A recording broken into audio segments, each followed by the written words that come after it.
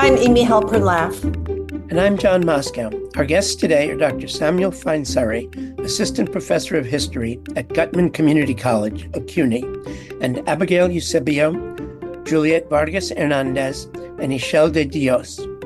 Abby, Juju, and Ishel have just graduated from School in the Square, a charter middle school in Washington Heights in Manhattan, known as S2. We will be talking about elevating student voices, a participatory oral history project that they and 11 other S2 students conducted at their school. Welcome. Sam, you and the students have referred to this project as critical participatory action research. What does that mean, and why is it a valuable form of research? Well, participatory action research just means that instead of me coming and studying these students as sort of the expert, I lean on their own expertise, on their own experiences, right? The three people on this call and all young middle schoolers and everybody who went through the pandemic in fourth grade, they're experts on what it means to be 13, 14, living in Washington Heights in a way that I am not, right? And so for me to claim expertise in that without their input, I think is foolish, right? So in every step of the project, I've leaned on these young people to guide the project, to design the project, to conduct the interviews, to think about the questions which we're going to be asking, right? The goal of this project was to study socio-emotional learning over time.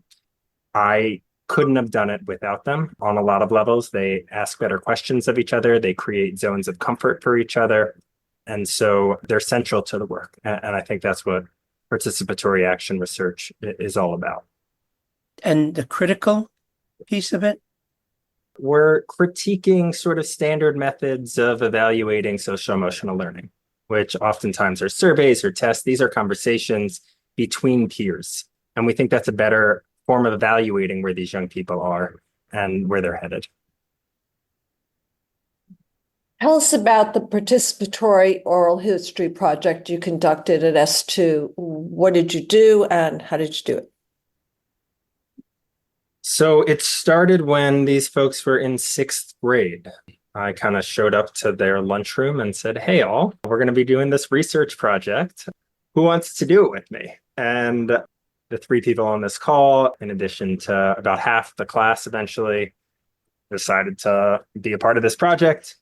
And we started interviewing them starting in sixth grade in their first trimester at S2. And we interviewed them twice a year, sixth grade, seventh grade, eighth grade, evaluating where they were at emotionally, socially, how they were handling things. By seventh grade, we brought them into the conversation. So they had been interviewed twice. And the three people in front of you, Ishel, Abby, and Juju, they all took a class with me on becoming youth researchers, where we redesigned the project. They created new questions. They were trained in how to do oral history, and they evaluated the results. And this is really important, right? Because they are in it. They see patterns that I wouldn't be able to see, right? I'm a 37-year-old who lives in New Jersey.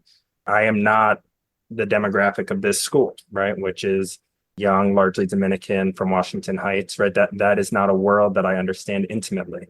And so having their voices in every step of this was super important. They are the only folks who know what it means to be a fourth grader going through the pandemic, going through the racial uprisings, being in lockdown. They know that intimately, right? So leaning on their expertise, I think, was kind of core to the project. We produced a single publication from this project, and they've done multiple presentations at oral history conferences and recently to the Intergenerational Change Initiative. And some of them will be presenting at the Oral History Association coming up in October. That's exciting. What were some of the most meaningful things that you found? And this question is sort of for everybody. I'll let them answer. They're calling me old in the chat. That's what's happening right now. Icho, and I'll go first. I think something really meaningful that I got from this whole process was that our voices really matter and they're really heard, because I think that in all spaces you always hear like, oh yes, feel free to share. But I think the project really showed me that not only are our voices heard, but what we say can be put into action and can actually make changes in our community. And I think that's really meaningful. Anyone else? So Juju, also known as Juliet, I feel like what I've gotten from this whole project is that many things are possible because if I'm being honest, I didn't really think about this project as much. I really thought it was just me writing an essay about people's feelings. Obviously, they matter, but I didn't really think it would be such a big thing.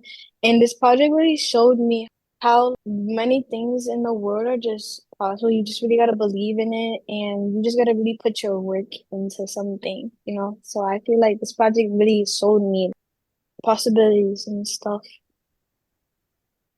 Abby.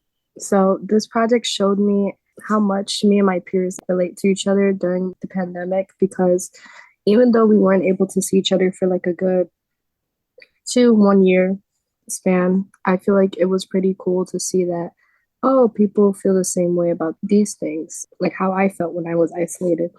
It was also cool to start learning research abilities and writing down information from our research and like putting it into this article that we made. So that was pretty cool.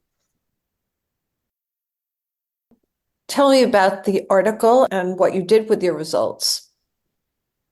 Oh, I could sort of give a framework. Each one of the people on this call, in addition to a number of the other co-authors, they each wrote individual sections where they would analyze the results of interviews over time, right? I think, Juliet, you focused on, I'm forgetting, academic anxieties. Is that right? Yes. Abby was very focused on social anxieties. Michelle was looking at sort of school structures and thinking about what it means when key members of a school depart, right? And what that means for young people. And they weren't approaching this with like, I feel. That was a part of it, but they were approaching it as researchers. They had reams and reams of data that they were looking at. This was all anonymized, so they're not looking at what their peers are saying, what their anxieties are, but they looked at and they were able to produce knowledge in this way and realize that what they're feeling in their own core, I think, wasn't just them, wasn't their own feelings, but that was actually a widespread sentiment. Do you guys want to talk a little bit about some of the results that you came up with? Well, like Dr. Sam said, I wrote about the departure and stuff, and that kind of ties back to like my response for the last question. So our sixth grade counselor had left at the ending of the year, and nobody really knew about what happened, only like a few people. And so I kind of collected data how people in sixth grade relied on our counselor to express their emotions and their anxieties. And then when that source of trust was gone because the person that they confided in had left, it made an effect on how people felt and who could they express the emotions to when now that person is not here anymore. So yeah, that's kind of just what I wrote about and I put it all together. Yeah. My part, I had to focus on the animals. So it was like the first question of our interview process. And it was like, oh, what is an animal that would describe you? And what is an animal that you want to grow into? So I had to write 2 different paragraphs on the responses from each of those questions. I found stuff about social anxieties, how people wanted to like come out their shell and become like certain stronger animals. And I also found how over time, since we did it every year, how people would grow into these animals and change their animals throughout. Juju, what I have wrote about in the article was how students would feel pressured mostly by family members or maybe just in general about their grades. I had wrote about this one quote about how this student had felt super pressured because she wanted her family and all of elders to talk good about her. She felt like if she had gotten lower than an 80 or a 90 or even 100, she felt like she wasn't gonna be good enough. You know, she really wanted her family to talk about how great she is in school. And she knows that if she doesn't do good in school, it's just really wrong, I guess, in the family. I could put it together a little bit. Well, Michelle will get more about sort of the results of it because her section actually had profound impacts on the way that the school operates. But there was real patterns that Abby noticed in terms of like young people wanting to be brave or strong, right? And have this ferocity. A lot of them said they wanted to be a lion or a bear so they could protect themselves. Juju, I think, revealed something quite stark in her section where young folks, even those who weren't doing so well academically, they wanted to do well. It's not like an apathy that was taking over their lives, but like kind of a deep desire to do well that maybe wasn't always achievable. And I think that was really important for educators in their school and beyond to recognize. So how did the school respond to their findings? Icho. So the way the school responded to it was that the students got more involved with the processes of teachers departing from the school. And to share like one story, our last year at the school in 8th grade, we had a couple teachers leave us. And after these teachers would leave, we would usually know a little bit beforehand to like mentally prepare. And even after, they got to decide all as a class which teacher we decided was the best fit for our school community and who we wanted to hire. And, you know, we always got the reassurance that we can speak freely and we can give our opinions, like whether we really wanted that teacher or not. And other than that, we also had circles all together each class period. And whether it was like a day or two, depending on how much time the class needed to share their feelings. And the teachers would ask us questions about how we felt, what are we stressed about, what our anxieties are about. And it was just like an open space. And I think that even though it's something small, like just having a circle, I think it really helped all the students to feel more calm going on further with a new teacher. You mentioned Ms. Lilly, I think. Can you talk a little bit more? Can you identify who that is? Miss Lilly is like our family. She's one of the teachers that are going to the high school. Yeah, she's just one of the staff, and she also is like part of that. So Miss Lilly stepped in for Sam when Sam was, I think, on maternity leave. And this is Abby? Yes, this is Abby. I'm sorry. When Sam was on maternity leave. So like Lilly was prompting us to make new questions while we waited for Sam to get back and until we found our dates to present at these places such as CUNY and what was it called? It was the nationwide thing. What was it, Sam? The three things that they've done so far: the oral history of the Mid-Atlantic Region Conference, There we go. Youth Summit NYC, and then the Intergenerational Change Initiative. Go ahead, Abby. Oh, you're done? Do you want to talk about Miss Lilly? I know you guys have a tight relationship. I do actually have something to say about Miss Lily. She has my whole heart. Miss Lily really, she presented herself super early before. I feel like that's something that many teachers will do.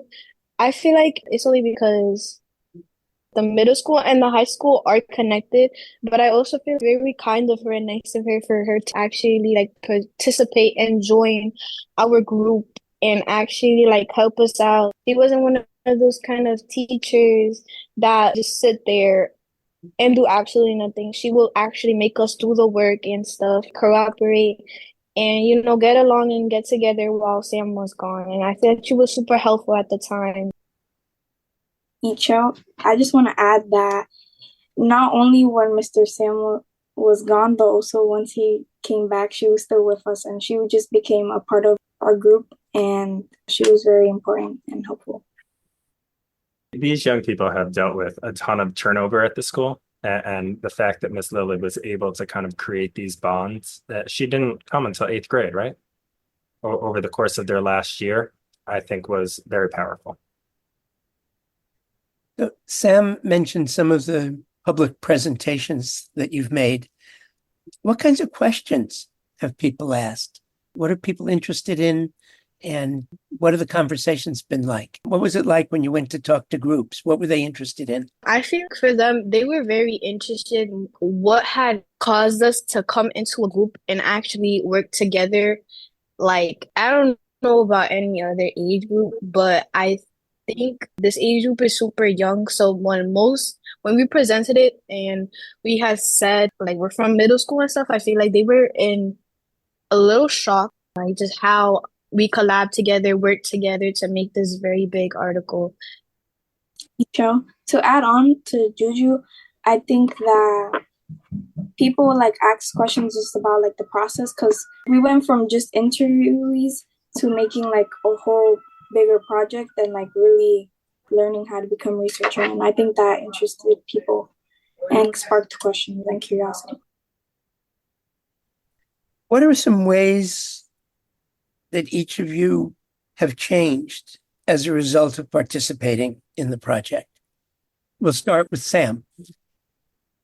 I mean, I just feel so honored that they let me in, like it's such a warm thing. We were wearing masks at the beginning. Nobody saw my face. It was pretty wild. And I'm a historian, so this isn't socio-emotional learning. I have become an expert in sort of teaching oral history as a method, but my experience with middle school was being in middle school, right? It wasn't an academic initially. And so I have learned so much about the obstacles and anxieties these young people have that kind of crowd their world, and the fact that these three in front of you and so many more that we've been working with are becoming amazing human beings despite all the things that they've had to go through.